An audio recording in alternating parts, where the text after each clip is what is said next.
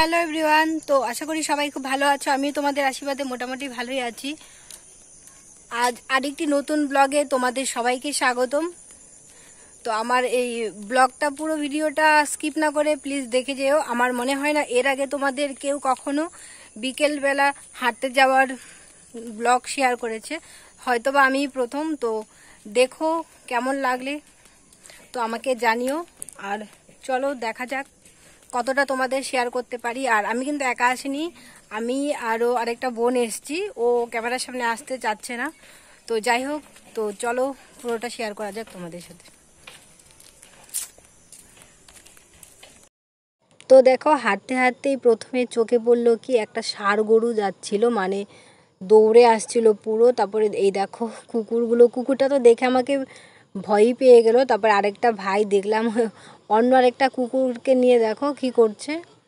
তারপরে আবারও আর একটু হাঁটতে হাঁটতে যাচ্ছিলাম, তখন দেখি একটা কাকি ছাগলের জন্য হয়তো পেট টেট ভরেনি, কিছু একটা হবে, গাছের থেকে পাতা কেটে দিচ্ছিল। তারপরে দেখো আমাদের মানে যেহেতু গ্রামের পরিবেশ, কত সুন্দর ধান ওখানে দেখা যাচ্ছে।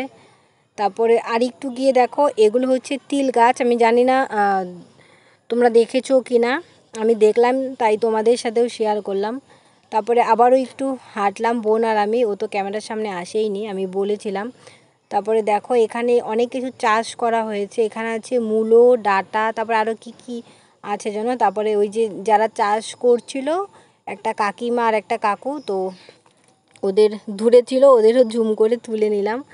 তারপরে রাস্তার ধারে এই কুল গাছগুলোও ছিল বেশ অনেকগুলো, জানো তো বন্ধুরা। আমাদের মানে কলকাতার দিকে আমার যেখানে বিয়ে হয়েছে ওখানে আমার বাড়ির আশেপাশে কোনো কুল গাছই নেই। তো এখন তো বাবার বাড়িতে আছি, তো এখানে তো প্রচুর কুল গাছ, ছোট ছোট গাছে প্রচুর কুল হয়েছে। তো তোমরা কে কে সরস্বতী পুজোর আগে কুল খাও আমাকে জানিও, আমি কিন্তু খাই না।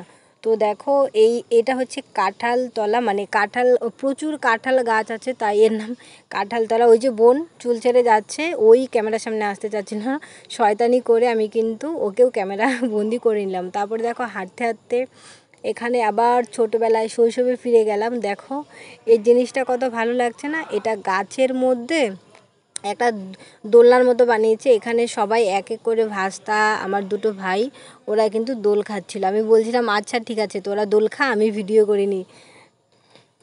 তো ওরা দোল খাচ্ছিল, আমি কিন্তু ভিডিও করছিলাম। তারপরে দেখো ওই যে গাছটার মধ্যে দোল খাচ্ছিল, ওই গাছটার মধ্যে আবার সিঁড়ির মতো কি বাঁশের কঞ্চি দিয়ে কেটে কেটে পেরেক পুঁতে দিয়েছে। এই গাছটার মধ্যে উঠে ওরা রোজ খেলা করে, মানে কি বলবো, এত দুষ্টু ওরা, ওই গাছে উঠে খেলা করতে থাকে।